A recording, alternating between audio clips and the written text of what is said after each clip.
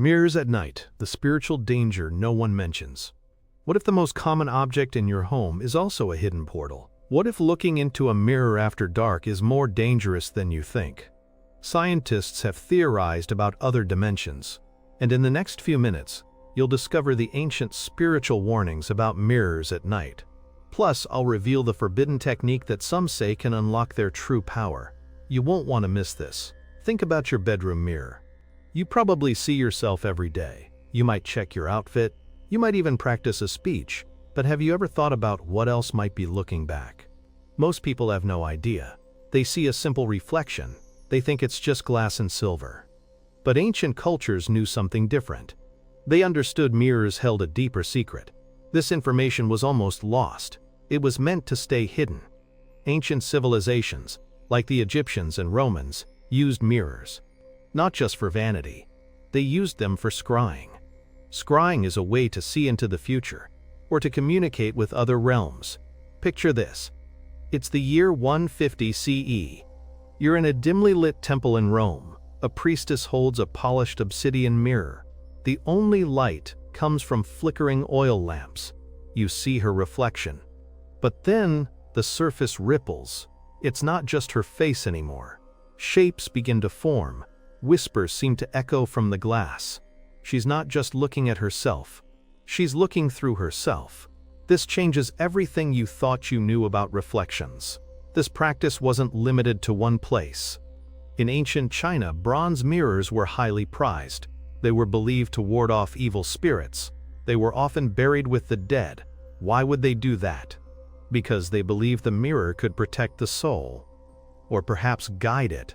It's a fascinating idea, right? But that's not even the strangest part. Let's talk about the late 1960s. Specifically, 1967 in San Francisco. A young woman named Sarah was experimenting with lucid dreaming. She was part of a small, underground spiritual group. They believed mirrors could amplify psychic energy. One night, Sarah decided to try a mirror ritual. She placed a large antique mirror facing her bed. She dimmed the lights, leaving only a single candle. She stared into her own eyes in the reflection. She focused intensely. She wanted to project her consciousness. Suddenly, she felt a strange pull. Her reflection seemed to warp. It wasn't her face anymore. It looked older, gaunter. Its eyes were filled with a chilling emptiness. Sarah felt a surge of pure terror. She broke the connection immediately. She covered the mirror. She never used it for rituals again.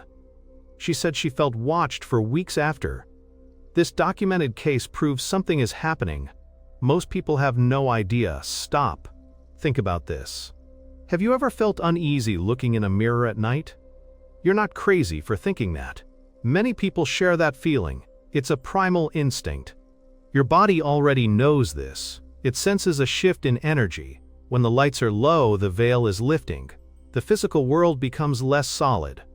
And the mirror, well, it's not just reflecting light anymore. It's reflecting something else, something ancient texts describe.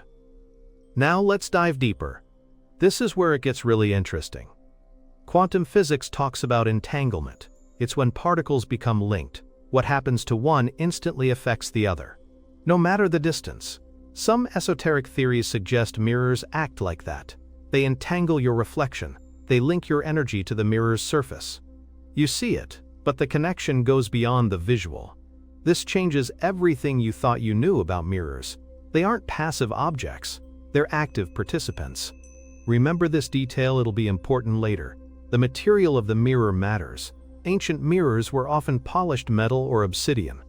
Modern mirrors have a thin layer of silver or aluminum. This metallic coating is key. It's what creates the reflective surface. But it also acts as a conductor. A conductor for what, you ask? That's the million-dollar question. Consider the Stargate project. This was a real, declassified US government program. It explored psychic abilities. Remote viewing, telekinesis, you name it. They even experimented with using mirrors, not for reflection, but for something else. They were trying to use them as gateways, as windows to other places. Leaked documents hint at successful, albeit controlled, experiments. They found that certain states of consciousness could influence the mirror's energy. They don't want you to know this because it opens up too many possibilities. Possibilities they can't control. Here's another story. Let's call him Mark. He lived in Austin, Texas. In 1998, Mark was a college student. He was struggling with insomnia. He heard about an old folk remedy. Sleep with a mirror facing your bed. They said it would trap bad dreams. Mark was skeptical, but he was desperate. He placed an old, ornate mirror opposite his bed. That first night was unsettling. He kept waking up. He felt a cold presence. He saw fleeting shadows in the mirror's periphery. They weren't his own. The next morning, he felt drained, exhausted. He saw a faint, dark smudge on the mirror. It looked like a handprint. He wiped it away. But the feeling of being watched never left. He got rid of the mirror the next day. He said the experience felt like something had tried to pull him through. Documented cases prove these aren't just stories. Have you ever noticed how mirrors seem to absorb light in a dark room? They don't just bounce it back, they seem to hold on to it. Or maybe something else. This is where the spiritual danger really comes in. When you look into a mirror at night, especially alone, you're vulnerable. Your energy field is more open. You might be inviting something in. Something that was already there, waiting. Something hidden in plain sight. Think about the concept of doppelgangers, not the sci-fi kind, but the spiritual idea. A spiritual twin. Some believe mirrors can act as a bridge, a way for your doppelganger to observe you, or even interact. This is a forbidden technique. It was banned because of the risks.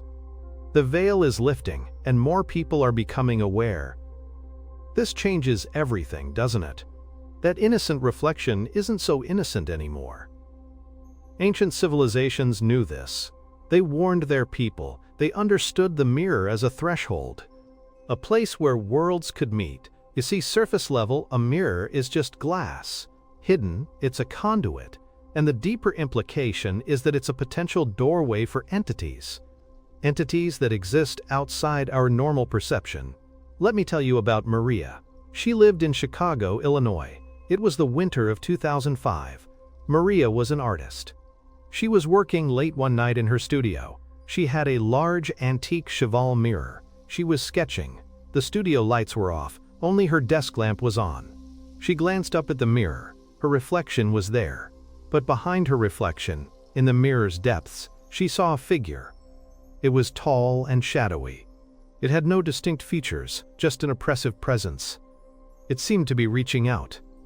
Maria froze. She felt an intense cold. Her heart pounded. She couldn't scream. She felt rooted to the spot. Her reflection in the mirror seemed to recoil, as if it was scared too. The figure slowly faded. But Maria was traumatized. She covered the mirror with a sheet. She moved out of the studio a week later. She said the energy in that room felt poisoned. This story, like others, highlights the real spiritual danger. This is why you need to understand the three-layer rule. Surface. Mirrors reflect light. Hidden. Mirrors have been used for spiritual practices for ages. Deeper. Mirrors at night might be active portals, especially when you're vulnerable. You've probably felt this. That prickling sensation on your skin, the feeling of being watched. You're not alone. So what's the revelation?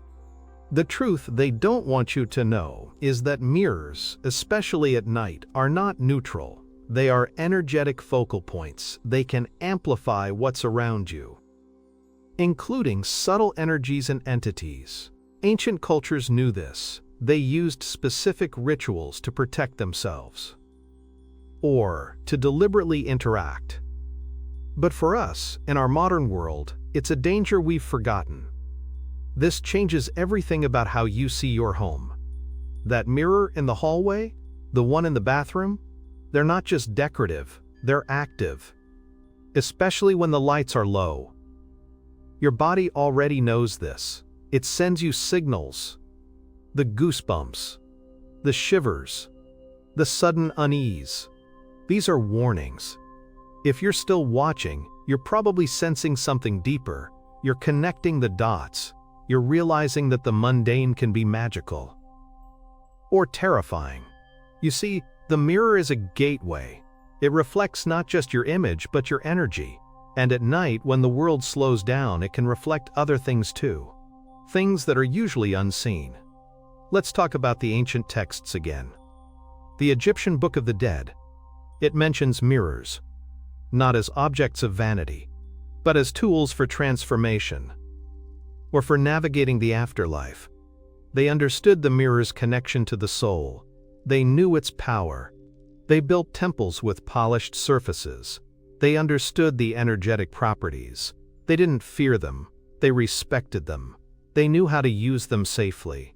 This ancient knowledge was almost lost. Remember that detail about the metallic coating? Scientists accidentally discovered its properties, but they focused on the physics. They missed the spiritual implications. This is the conspiracy. They present it as science, but it's ancient wisdom disguised.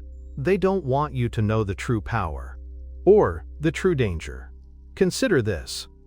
Have you ever noticed how mirrors in old houses seem to have their own presence, like they've seen things? You're not imagining it. They absorb the energies of the past. They hold memories. And at night, these memories can become more active. It's like the mirror awakens. This is the hidden pattern. The mirror isn't just a surface. It's a screen. A screen onto which different realities can be projected, or through which they can emerge. Once you see it, you can't unsee it. The world becomes a more magical and maybe a more frightening place. So what can you actually do? Here are 3 specific steps. First, be mindful of mirrors at night. If you feel uneasy, cover them. Use a cloth or a curtain, especially in your bedroom. This creates a boundary. It respects the energetic shift. Second, when you do look in a mirror at night, set an intention. Don't just passively stare. State your intention clearly.